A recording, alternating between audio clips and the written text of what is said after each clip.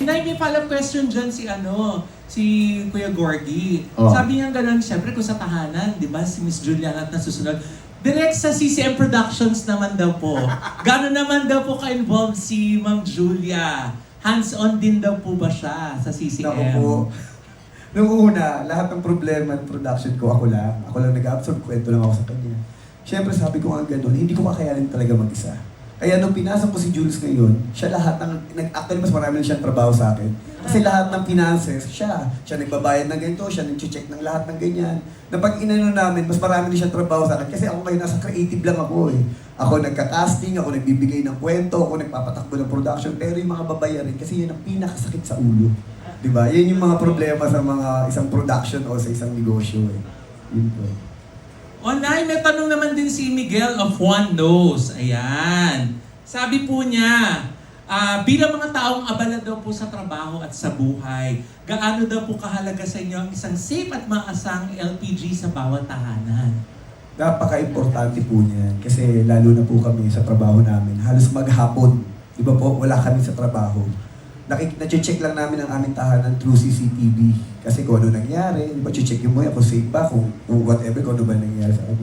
Siyempre, honestly, alam naman natin itong mga Pilipino, marami na mga insidente, di ba, na minsan nga, may nagluluto, sumisingaw, biglang sumabog, nagkaroon ng problema sa bahay, nagkaroon ng sunog. Ako naman, sabi ko nga, doon naman ako mapaproud sa Rigasco. Dahil talaga sinigurado nila ang kaligtasan ng lahat ng mga Pilipino. Kasi sabi ko nga, hindi lang doon sa sinigurado lang tama ang timbang, kundi yung seguridad ng ating mga pamilya. Kasi, di ba, marami tayong nakikita. Sabi nga nila, pag nakikita natin, uy, bakit doon, sobrang mura. Pero sabi nga nila, di ba, kasabihan nga natin, minsan, kung ano yung binayaran mo, yun yung makukuha mo. Kasi dito, sabi ko nga, tinataas natin yung antas o yung seguridad ng ating produkto o ng ating LPG. Kasi nga, ang inaano natin, yung security. Kasi sabi ko nga, yun yung kung bakit nga tayo may CCTV, di ba? Kasi sinisigurado natin na ligtas yung pamilya natin eh. Which is kahit sa pagluluto o sa pagano. Kasi minsan, kadalasan sa bahay, di ba minsan magluluto ka. Minsan naiiwan mo, lilingat ka ng konti, pala may singaw na pala yung LPG mo. Kaya sabi ko nga, natutuwa ako dahil sabi ko, proud ako sa Rigasco, sa ini-endorse ko dahil alam ko nang iniisip nila ay yung mga tao, hindi lang yung negosyo po nila. Oh, ito nga, yan nga. Salamat, Coco. Dahil meron bang tanong dito si Natalie Tomada ng Philippine Star. So, bakit special ang Rigasco endorsement for both, for you both?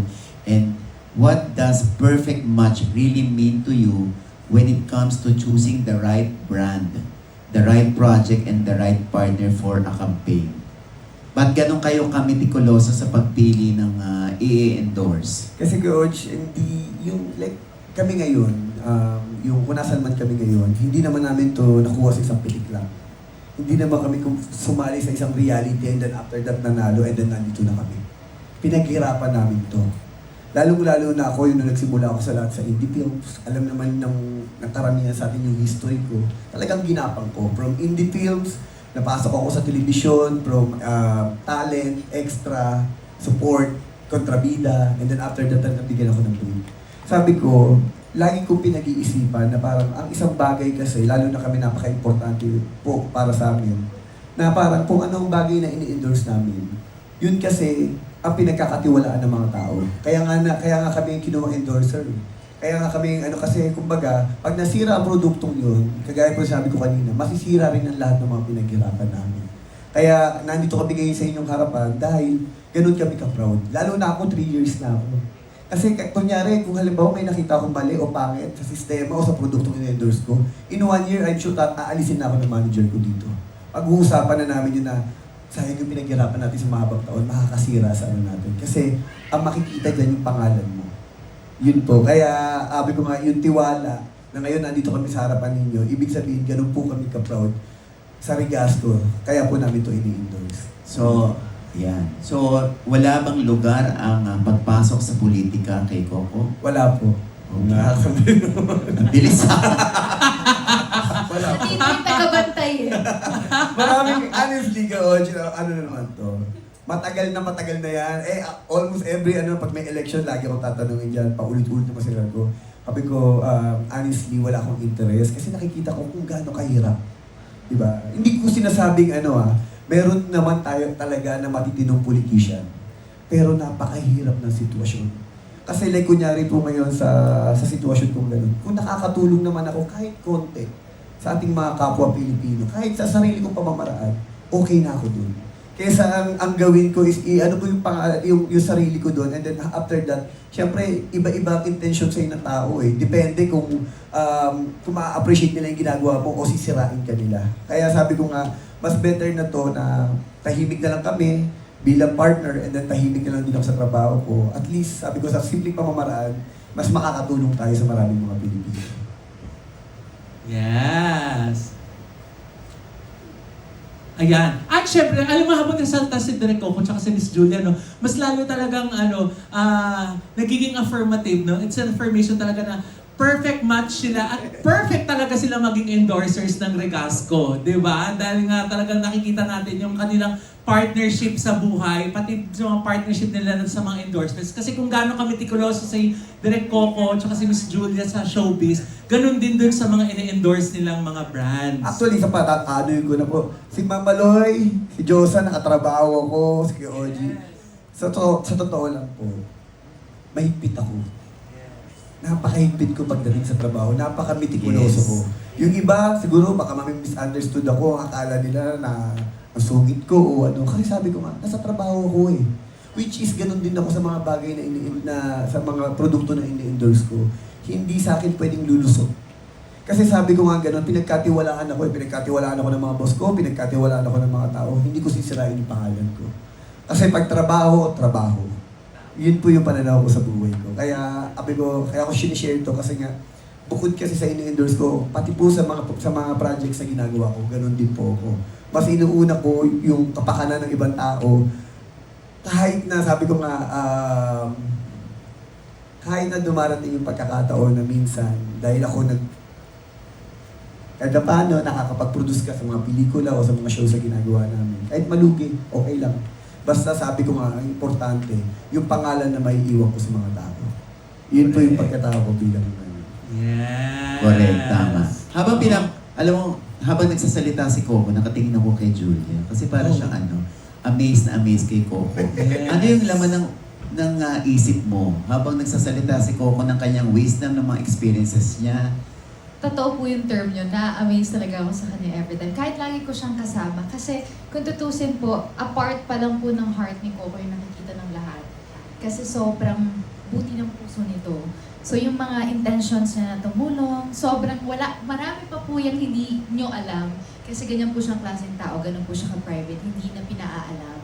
Pero wala lang, parang every time, every day na amaze ako sa growth niya, sa buti ng puso niya, at yung intention niya to help everybody. So, every time lang parang lalo ka in love. Ganun pa nakatingin ka gano'n. Yun. Kami din naman po in love, Direk Coco. Alam niyo, meron ako isang na i-share sa inyo. Ito, one time, George, may kumukuha sa akin isang para mag-endorse. Pero hindi siya akma sa aking pananaw o prinsipyo sa buhay. Kasi sabi ko nga, kasi pag everything nagsasalita ako sa mga tao, pag nabibigyan ako ng pagkakataon, lagi ko sinasabi si hard work. Kasi doon ako nagsimula eh. Isang araw, may kumukuha talaga sa akin na gusto akong mag-endorse ng isang gambling. Sabi ko, hindi ako magsasalita tungkol dyan, pero hindi ko kasi pananaw sa buhay yan. Kasi sabi ko, nagsimula ako sa pinakamababa hanggang umabot ako dito. Hindi ko inaano ang buhay ko sa swerte o sa sugal na baka jumakpat o ano. Kasi para sa akin, na lahat ng pinaghirapan mo, alam mo kung paano mo siya pahahalagahan. Tinanggihan ko yung isang nag-aalok sa akin na endorsement. And then after that, binalikan ako.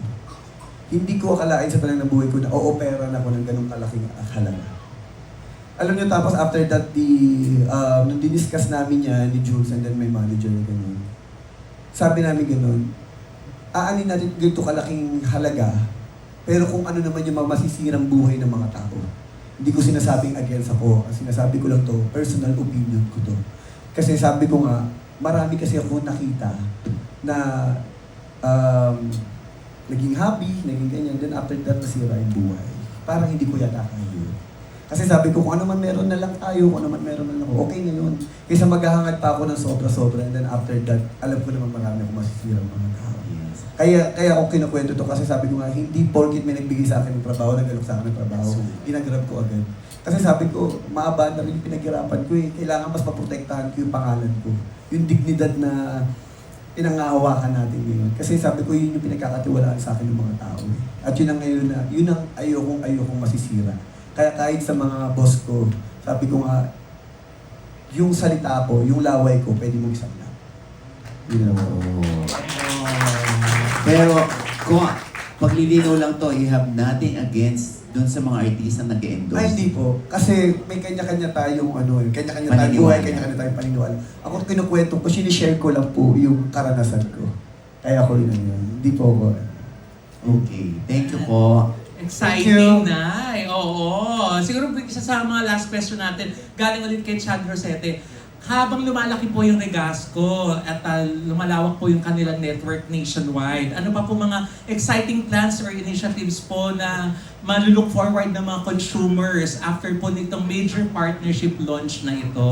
Yan. Actually, iikot po talaga kami.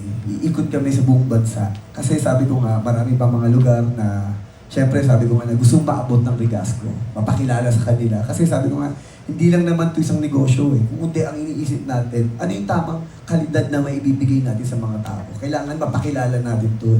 Kami, ang buong team ng Regasco, iikot kami sa buong Pilipinas para makita, makilala ang lahat ng mga Pilipino at mapakilala rin namin ang Regasco sa kanila. Yan, exciting! Oo. Siyempre, bilang pagtatapos, Direk Coco, Miss Julia, ano pang panghuling mensahe niyo sa ating po mga consumers, sa mga fans, sa mga dealers ng Regasco? Ayan, sir, ma'am? Unang-una, maraming salamat po talaga sa aking Regasco family. Kasi sa totoo lang, hindi lang siya business. Kung alam niyo lang po, may mga kasamaan ako sa aking trabaho na nagbigay po sila ng pagkakataon para makapagnegosyo. Like si Big Mac, ilan na ang franchise niya na ng Regasco. At proud ako sa kanya. At sinuportahan niya. Grabe, sabi ko nga gano'n, nakakatuwa kasi hindi lang ito na parang kinuha kami endorser, hindi. Tinutulungan nila kami at tinuturuan din nila kami magnegosyo. Pamilya talaga ang trato nila sa amin. Inaalagaan nila kami ng sobra. Kaya kung nasan man kami ngayon dito sa Regasco, sobrang blessed namin. Kasi pagmamahal at pamilya ang pinakita po talaga namin sa kanila. Kaya nga po, sabi ko nga, kaya kung bakit 3 taon nandito na ako sa kanila. At proud na nagsasalita po sa inyong lahat. Oo, tsaka ganun din kaalaga ng Regasco ang perfect match na sina Julia at Coco. Yes. O si Miss Julia naman, Miss Julia, your Of parting word. course, kilala po tayo mga Pilipino na mahilig sa pagkain. Love language natin ang pagluluto. Dapat siguraduhin na nating safe at kalidad ng gamit natin sa ating mga tahanan. Ano pa ba? Syempre, Regasco. And of course, maraming salamat po. Itong araw na to, gaya po na sinabi po namin kanina, napaka-importante. Salamat po sa pag-welcome sa akin sa Regasco family and sa pagsuporta rin sa aming mga munting mga negosyo at syempre sa pagsuporta rin po sa aming pamilya, sa mga kaibigan po namin na kasama rin po namin sa Regasco. For everybody po, maraming salamat po sa inyong oras. Sana po supportahan niyo po kami lagi. Thank you! At sana po, samantalayin ko na yung pagkakataon na to. Magpasalamat po sa inyong lahat, sa lahat ng pagmamahal at suportang ibinigay niyo po sa amin ni Julia, sa lahat po ng mga show, sa lahat ng mga pelikula. Maraming salamat po. At sana po, malapit na, Sigabo, sa June 22 na po, at sana po, makasama po namin po. I love you and thank you so much. Ayan. Yes! Oh, nice! Siyempre, nice po natin.